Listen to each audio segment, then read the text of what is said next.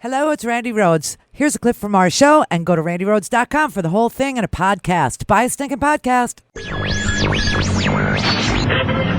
had a little man. The fault.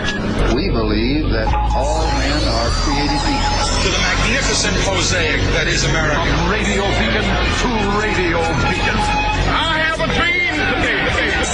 Change has come to America. Believe it. Knock, knock. Who's there? It's a figment of your imagination. Randy Rhodes Show.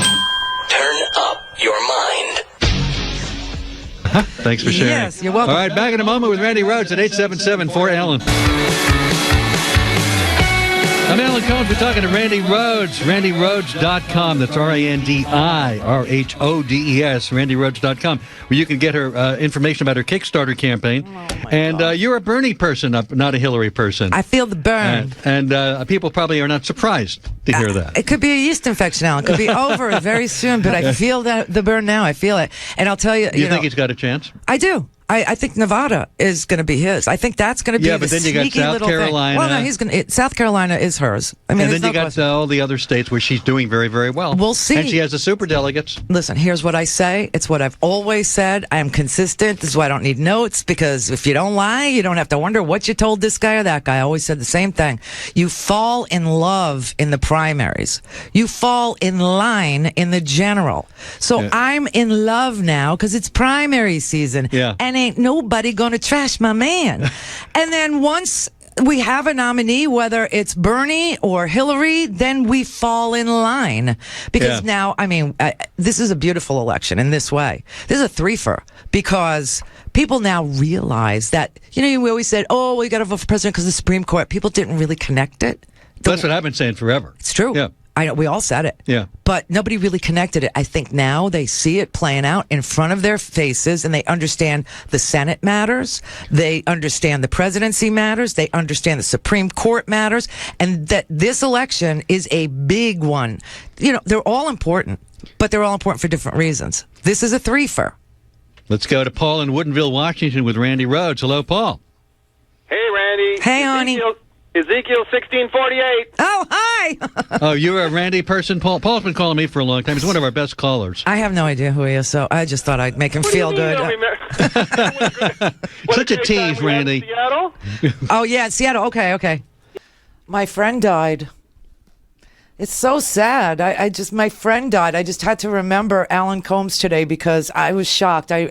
You know what's crazy is that appearance on Alan Colmes. Remember, I wasn't working. I was nowhere and nobody. And Alan reached out to me. I can't even tell you over those 2 years that I wasn't on the air. Almost every month or so, I would hear from Alan. He would reach me. He's one of those Facebook dudes. Okay, Alan loved Facebook, and his like emoji, his avatar was little blue sunglasses. And every once in a while, I would get Facebook Messenger, and I'd see the little blue sunglasses, and it was Alan Colmes. I didn't even know that was a feature on the Facebook until Alan started using it.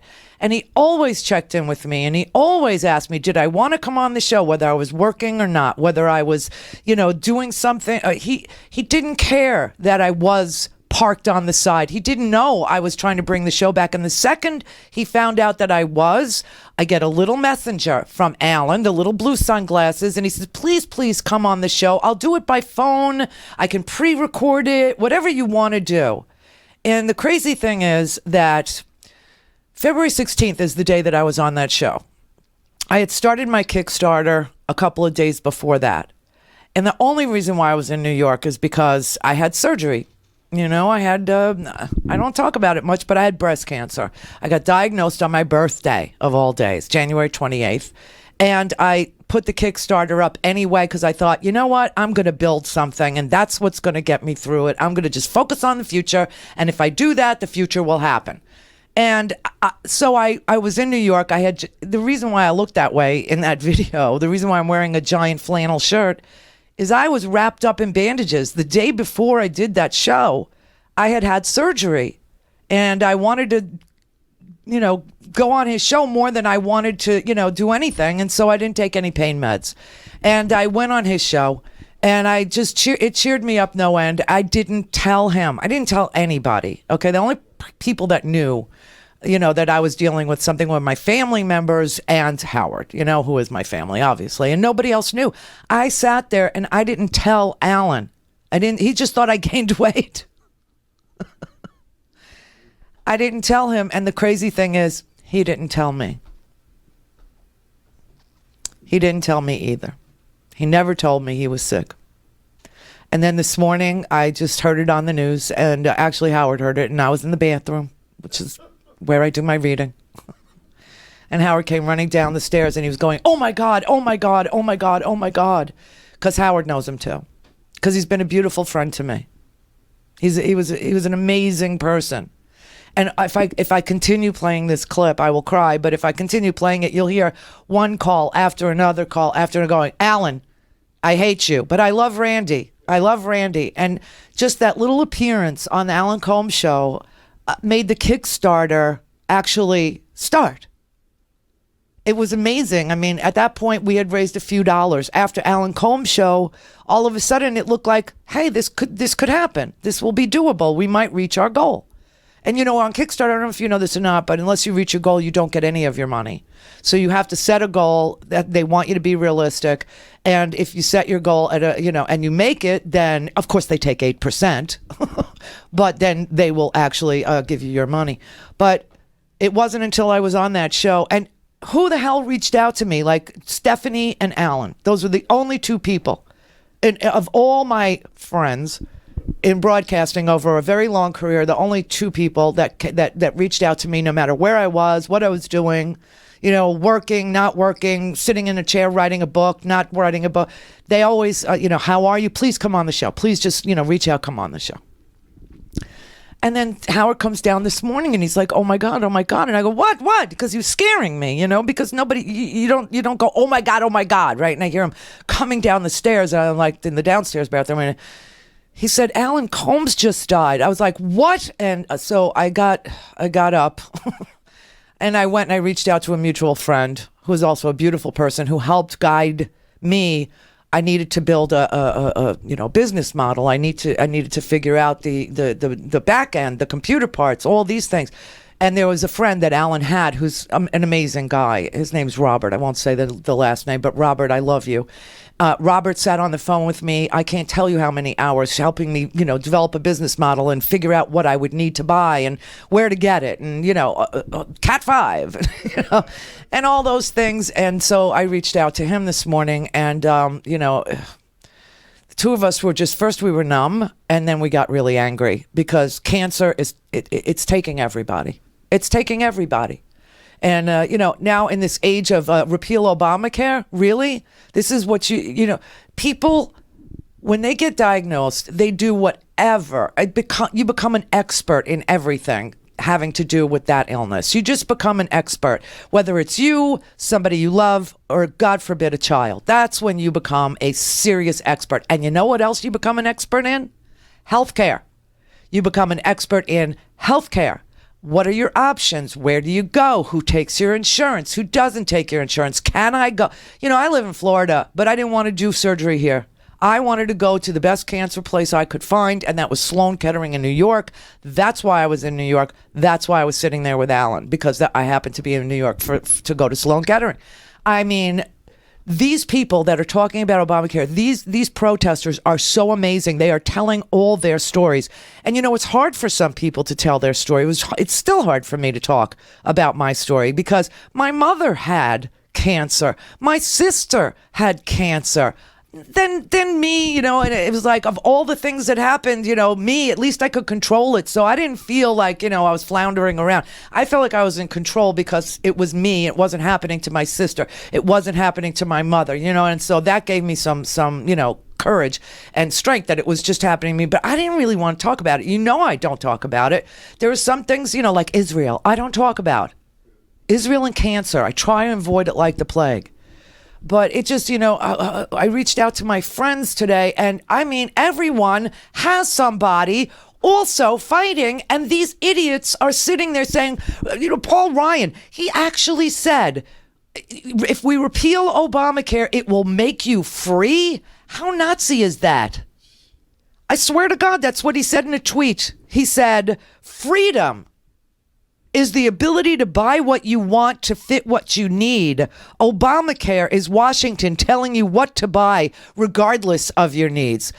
No, Obamacare is setting minimum coverage standards for all insurance carriers so you don't buy these mini-med plans that cover maybe $2,000 worth of your bills, and then when the real stuff hits the fan, you find out you're not covered for major surgery, you're not covered for anesthesia, you're not covered at a hospital that's out of your state. You're not, you think you're covered, and then all of a sudden you find out it doesn't actually cover prescriptions. It doesn't actually cover hospitalization. It doesn't actually cover physical therapy after the surgery. Everybody discovers that after they get sick in the olden days before the ACA. And he's telling us, oh, well, being a slave to the insurance carrier is freedom? Are you out of your freaking lunatic mind? And there are people in this country, I swear to God, that buy into the sickness. Let's not pretend that the ACA is like making everybody buy a car that has a sunroof or leather interior. ACA is making sure that a car dealer can't sell you a car without brakes. That they can't sell you a car that doesn't have a transmission in it. That's what it is. And before 2014, people with pre-existing conditions, they couldn't buy useful coverage because it wasn't sold to you. It wasn't sold to you. Either that, or they didn't sell anything to anybody that would cover, a pre-existing condition, or they had so many ifs, ands, or buts in the contract that if you had a pre-existing condition, even though you were paying $2,000 a month, if you could get it, it didn't cover, HIV. It didn't cover, diabetes. It didn't cover, ongoing cancer treatments. It didn't cover clinical trials for drugs. It didn't cover certain prescriptions. I mean, and if they did sell it, they didn't advertise very much that they sold these coverages because they were afraid that if they advertised, if you have a pre-existing condition, Aetna wants you, they thought they would attract the sickest people, so they never advertised it. People couldn't even find it. And millions of people couldn't get coverage. They simply didn't have enough money to pay for the coverage that covered people with pre-existing conditions if they could find it at all. It's like he's telling me it's freedom. You know what this means? He's like saying, yeah, you're free to buy a yacht. Of course you're free to buy a yacht if you have the money. And that's what it was pre-ACA. You were free to buy, a pre-existing condition coverage if you had the money, and it was so expensive. Or you're free to buy a mansion if you have the money. You're free to buy, but now they're going to tell us, okay, this is really sick. Yesterday, I heard the president was not going, he said he was going to introduce his health care plan, be fabulous, and everybody's going to have just the fantastic coverage. Fantastic. All of a sudden, the White House says yesterday they're not going to introduce their health care plan at all. And they're not going to introduce their tax plan at all. They're going to go by what Congress wants. So he lied about having this fabulous plan, just like we don't have a plan to kill ISIS. It's 34 days now. Still don't have a plan. I mean, the lies are endless about things big and small. It's endless. Oh, did you see the Washington Post change their masthead today? Yeah, it's like the New York Times, all the news that's fit to print, that's the masthead. They changed it. The Washington Post is now something like freedom dies in the darkness. That's now the slogan of the newspaper. When your newspapers of record are changing the masthead to let you know that there is a darkness that is coming upon the media and the press and journalism, this is the first thing dictators go after. This is the first thing autocrats go after, is freedom of the press. It's just, wow, amazing. And everything he says is fake. Everything he says is false, down to the transgender issue. I mean, I don't mean to say down to, but it's amazing. I mean, here he is sitting on, on the campaign trail. He's sitting there saying, oh, I'm keeping my promises to my people. That's why I'm doing mass deportations. Oh, wait, we'll talk about what he said today. He said it was going to be a military operation, just so you know. He said the mass deportations was going to be a military operation. That was crazy at this press conference today. But here he is campaigning. I mean, keeping your promises about mass deportation, but now he's keeping promises he didn't even freaking make. North Carolina, what they're going through with all of the business that's leaving and all of the strife, and that's on both sides. You leave it the way it is. There have been very few complaints the way it is. People go, they use the bathroom that they feel. So if Caitlyn Jenner were to walk into Trump Tower and want to use the bathroom, you would be fine with her using any bathroom she chooses? That is correct. He was so pro-gay. He was, the LGBTQ community, he kept saying. The LGBTQ community. I'm going to protect you guys. I love all of you. It's very important to me. Very important. Now, all of a sudden, he's saying, no, schools can't be barred from discriminating against transgender students. He's doing a-hole things that he didn't even mention on the campaign trail, and he mentioned a lot of a-hole things. You know, it's Jeff Sessions. You know that it's Jeff Sessions, the guardian of your civil rights now. It's Jeff Sessions who's really pushing for this. Shouldn't you, Mr. Sessions, be trying to bury all the evidence of collusion with Russia? Shouldn't that be taking up all your time? And why is Jefferson Beauregard Sessions so hot under the collar about transgender students when that man used to wear long flowing white robes and a hat? You can learn a lot from transgender people. We'll teach you how to wear a flowy thing and a hat tastefully. I mean, this is just an amazing administration, isn't it? It's so bizarre. It's just so bizarre. But I'm sorry I had to start the show that way, but my friend died, and it's just, wow. I mean, I didn't expect it. He was only 66 years old, but one of the most beautiful, kindest, gentlest, smartest, funniest, most decent people in the world, let alone in broadcasting. Hard to come by in broadcasting, people like that. So, rest in peace, Alan. Rest in peace.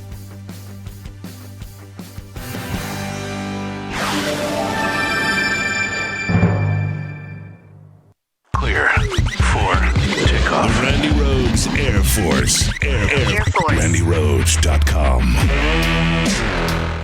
Now that go to RandyRhodes.com for the whole thing and a podcast. Buy a stinking podcast.